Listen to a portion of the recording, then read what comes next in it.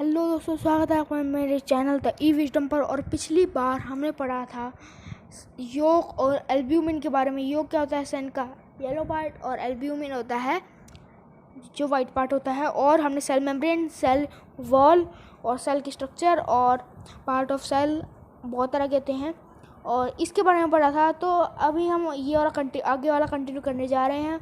तो चलिए हम अपनी वीडियो को शुरू करते हैं। अपनी वीडियो चलिए शुरू करते हैं। ये जो स्ट्रक्चर दे रखा है ये चीक सेल का, मैं आपको जूम करके दिखा देता हूँ। इस चीक सेल के अंदर आपको न्यूक्लियस दिया हुआ है, सेल साइटोप्लाज्म दिया हुआ है। सॉरी, यहाँ पे है साइटोप्लाज्म, ये रहा साइटोप्लाज्म। और भैया साइटोप्लाज्म यहाँ पे होता है, बाहर थोड़ी ना होता है कहीं। तो ये सेल मेम्ब्रेन है, ये जो आप बाहर की ब्लैक ब्लैक लाइन देख सकते हैं। और ये न्यूक्लियस मेम्ब्रेन है जो न्यूक्लियस को कवर कर रही है। ये न्यूक्लियस मेम्ब्रेन है, न्यूक्लियर मेम्ब्रेन। न्यूक्लियस और साइटोप्लाज्म का मिक्सचर होता है प्रोटोप्लाज्म। मैंने पिछली वीडियो में आपको बताया था। एक एग है, उसको हम मान लीजिए रॉ एग है, उसे हम एक बाउल में डालते हैं और उसके अंदर से एक सेमी सॉलिड कुछ पार्ट निकलता है, जेली टाइप। एक तो येलो होता है और एक ट्रांसल्यूसेंट या ट्रांसपेरेंट होता है। और जब हम दोनों मिक्स करते हैं, जब हम इन दोनों को मिक्स करते हैं तो वो एक येलो पार्ट बन जाता है। तो एग्जाम्पल के तौर पर उसे हम प्रोटोप्लाज्म बोल देते हैं। मतलब वैसे उसे प्रोटोप्लाज्म तो नहीं बोलते, एग्जाम्पल में आपको समझ में, इसलिए मैं उसको प्रोटोप्लाज्म बोल रहा हूँ। अब जीन के बारे में बढ़ते हैं। जीन्स क्या होते हैं? जीन्स होते हैं आपके मम्मी पापा की शक्ल आपसे मिलती है या नहीं? मिलती है, लेकिन उनकी शक्ल आपसे नहीं मिलती, आपकी शक्ल उनसे मिलती है। मतलब आपकी जो मान लीजिए आपकी मदर है, उन्होंने आपको यूट्रस में थे आप पहले, फिर उन्होंने पैदा किया आपको, फिर आपकी शक्ल उनसे मिलेगी, क्योंकि जो जीन्स होते हैं मतलब उसके अंदर उनके पास रहता है कोई। ऐसा भी कहा जाता है कि जो वो माँ होती है, वो जिसके बारे में ज़्यादा सोचती है उसके जैसा बच्चा तो उसके शक्ल जैसे बन जाती है, शक्ल वैसी बन जाती है। मतलब मान लीजिए वो पापा के बारे में साल सोचती है तो वो पापा जैसा बन जाएगा, दादी के बारे में सोचती है दादी जैसा। तो यही है जीन का वो। Gene is unit in inheritance in living organism. Inheritance है लिविंग ऑर्गेनिज्म में होती है, नॉन लिविंग में तो हो ही नहीं सकती कभी। आपको पता है, it control to the transfer of a hereditary characteristic जो मैंने आपको बताया। मतलब कुछ खूबियाँ, कैरेक्टरिस्टिक मतलब विशेषताएं, मतलब जो वो काम करता है, जो काम होता है वो characteristic from parents to offspring मतलब इसका मतलब बच्चा बताया गया है। बच्चा कैरेक्टरिस्टिक मतलब जो उसके पेरेंट्स के अंदर जो बात, वो मतलब जो उसके अंदर बात है, पेरेंट के अंदर जो उनकी शक्ल है मान लीजिए, या उनके जो वर्क है, क्या काम करते हैं। मान लीजिए कि आपके मम्मी पापा मैंने एक वो देखी थी पिक्चर। इसके अंदर क्या हुआ था, दो आंटियाँ थी और उनके बच्चे उनके साथ बैठे हुए थे। तो एक ने मोबाइल पकड़ा हुआ था और उसके बच्चे ने भी मोबाइल पकड़ा था, एक ने बुक पकड़ी हुई थी और उसके बच्चे ने बुक पकड़ी हुई थी। मतलब जो पेरेंट्स करते हैं वही बच्चे करते हैं। जीन्स का एग्जांपल मैं आपको ऐसे ही दे रहा हूँ। मैं आपको वो इमेज अपने इसमें दिखा भी दूँगा, देख लीजिए चाहे। ये है वो इमेज। और फिर आगे है, this means that your parents pass some of their characteristic on to you. मैंने आपको जैसा बताया कि मतलब आपके पेरेंट्स कुछ कैरेक्टरिस्टिक, कुछ जो उसके अंदर जो पेरेंट के अंदर खूबी है वो आप में डाल रहे हैं। If your father has brown eyes, अगर आपके फादर की ब्राउन आइज हैं तो आपकी ब्राउन आइज हो सकती है। ऑल्सो हैव ब्राउन आइज, आपकी ब्राउन आइज हो। If your mother has curly hairs you might also end up having curly hair, आपके भी कर्ली हेयर हो सकते हैं। However the different combination of genes from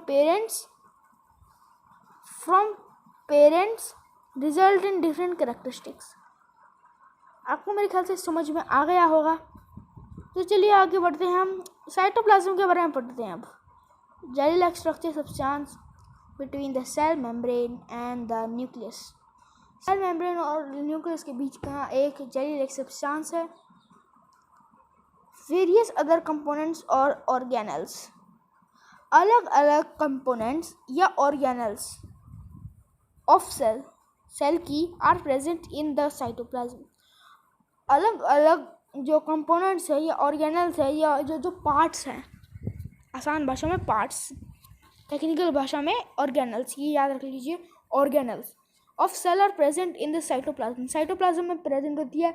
ER हो गया और क्लोरोप्लास्ट हो गया, वो प्लांट सेल में होता है।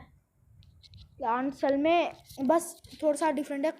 दो चीज़ें हैं जो प्लांट सेल में होती है और एनिमल सेल में नहीं होती, वो है एक सेल वॉल और एक क्लोरोप्लास्ट। क्लोरोप्लास्ट मतलब प्लास्टिड्स। क्लोरोप्लास्ट तो प्लास्टिड्स का एग्जाम्पल है एक। ईआर हो गया साइटोप्लाज्म में, और भी बहुत कुछ होता है, लाइक माइटोकॉन्ड्रिया होता है। और आप आगे पढ़ते हैं अभी। These are mitochondria, Golgi bodies, ribosomes etcetera. Mitochondria is known as the power house of the cell. ये बात याद कर लीजिए, ये बात तो रट लीजिए कि माइटोकॉन्ड्रिया होती है वो पावर हाउस होती है सेल की। गोल्गी बॉडीज़ क्या होती है, जो उनको उनको पैक कर देती है, जो खाना होता है सेल का उसको पैक कर देती है। You will learn about them in later class. आप उन्हें अगली वाली क्लासेस में पढ़ लेंगे।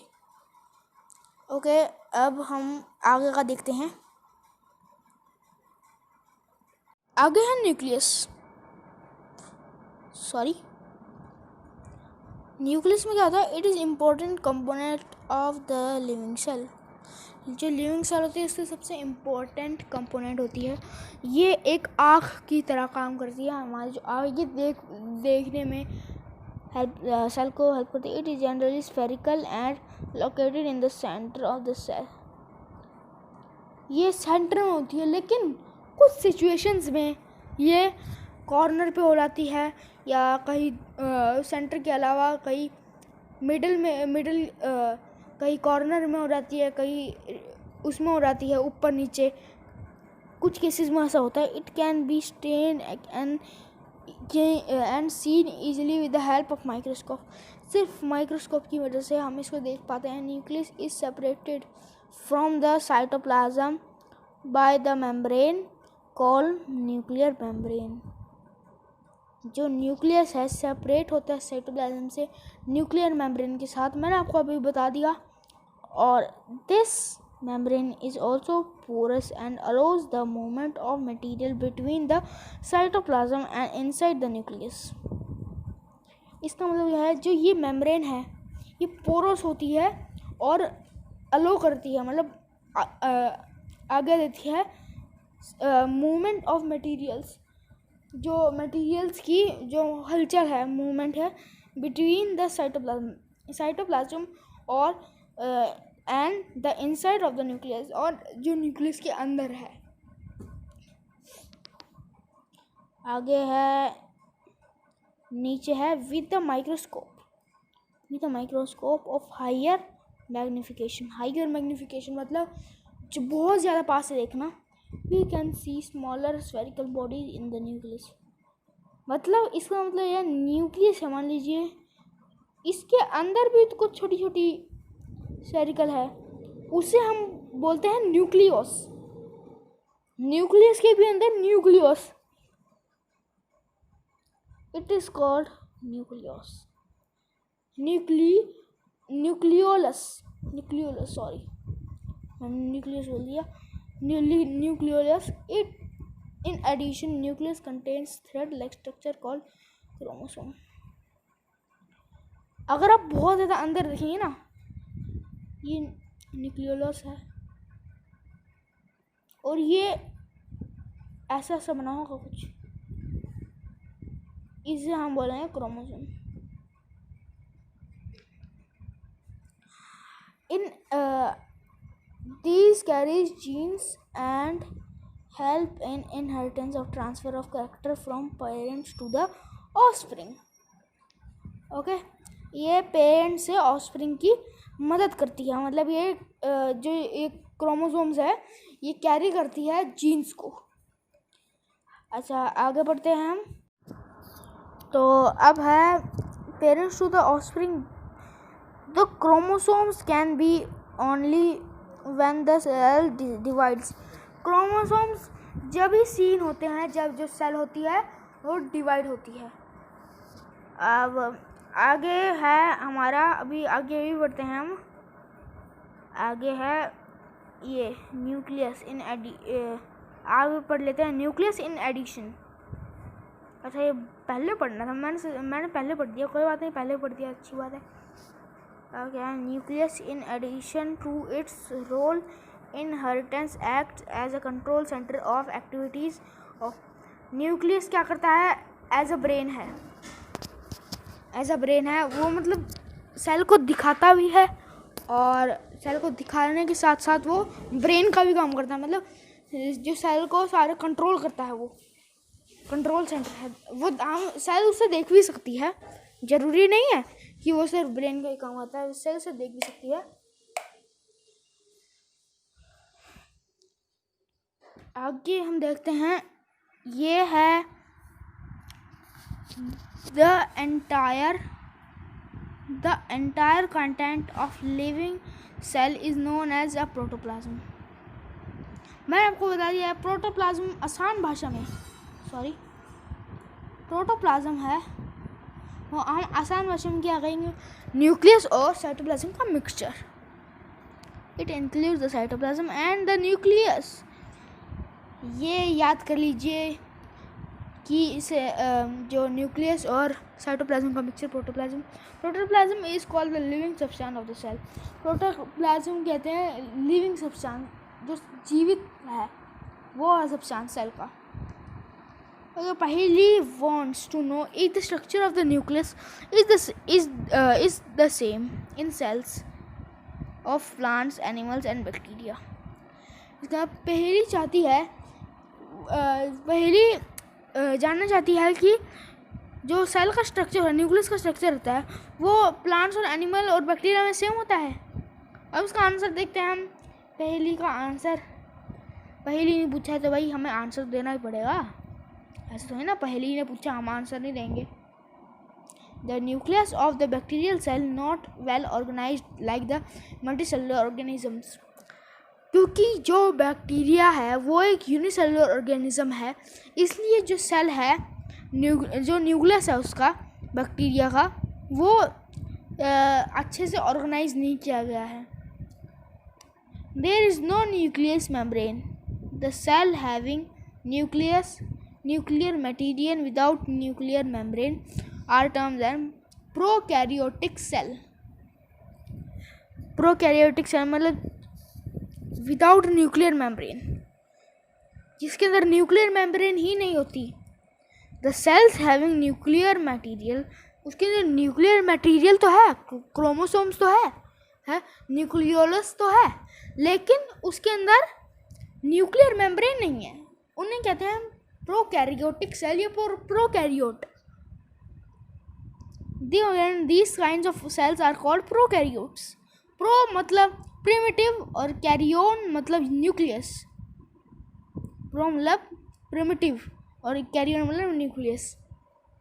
एग्जाम्पल्स है are bacteria and blue green algae. Bacteria और blue green algae. The cells like onion cell and cheek cell having well organized nucleus with the nuclear membrane designated। जो न्यूक्लियर मेम्ब्रेन होती है वो designated, fixed shape की नहीं होती, वो किसी अलग सी शेप की होती है। एज यूकैरियोट, प्रोकैरियोट और यूकैरियोटिक सेल। मतलब इसका मतलब है जो यूनिसेलुलर ऑर्गेनिज्म होते हैं उनके अंदर सेल न्यूक्लियर मेम्ब्रेन ही नहीं होती, और जो मल्टीसेलुलर ऑर्गेनिज्म उनके अंदर होती है। All organisms other than bacteria, सारे ऑर्गेनिज्म अदर देन बैक्टीरिया के अलावा and blue green algae are called eukaryotes. सारे ऑर्गेनिज्म अदर बैक्टीरिया और ब्लू ग्रीन एल्गाई के अलावा सारे यूकेरियोट्स होते हैं। यू मतलब ट्रू, यू मतलब सच्चा न्यूक्लियस, और ये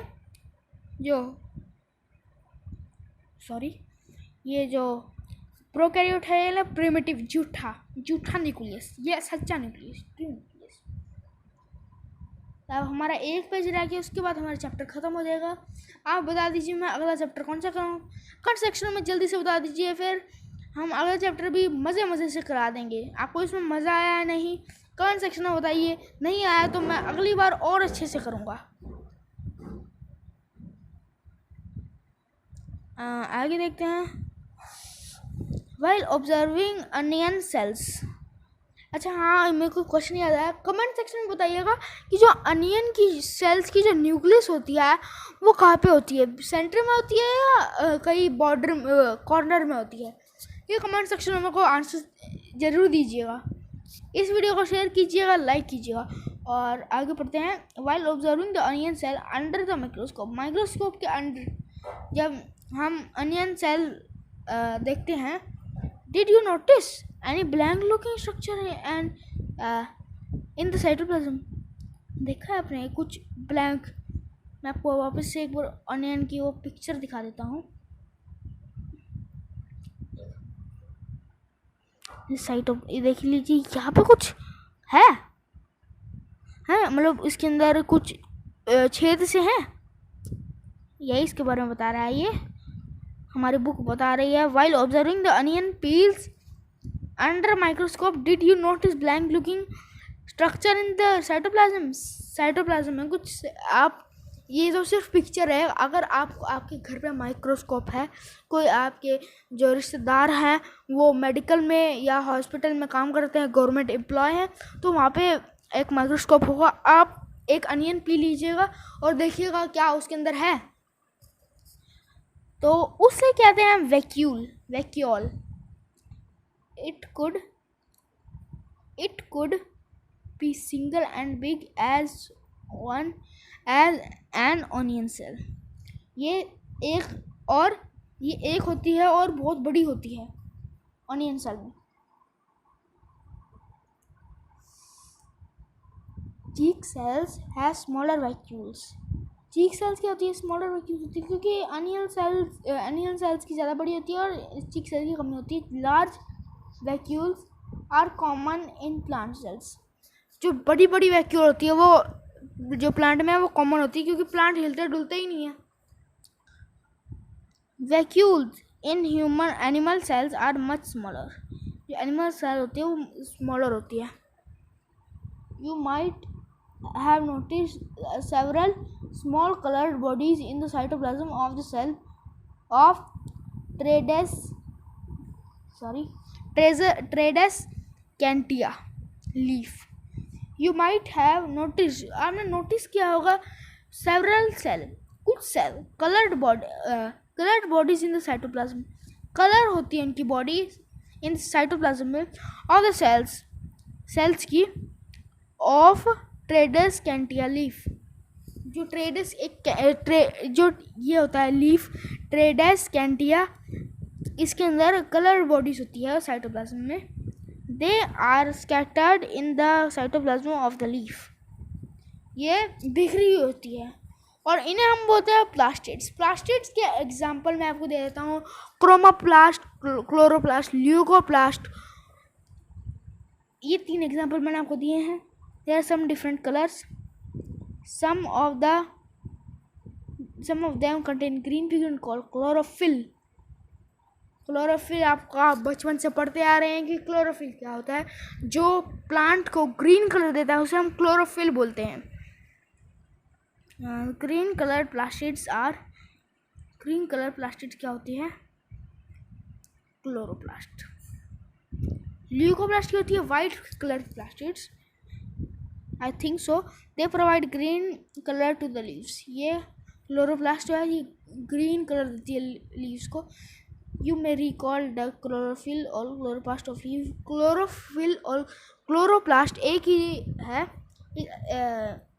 इज एसेंशियल फॉर फोटोसिंथेसिस। ये दोनों फोटोसिंथेसिस के लिए इम्पोर्टेंट है। Comparison of plant and animal cell. Comparison क्या है, मैं आपको एक बार डायग्राम दिखा देता हूँ। देखिए ये प्लांट सेल है और ये एनिमल सेल है। आप फ़र्क देख सकते हैं।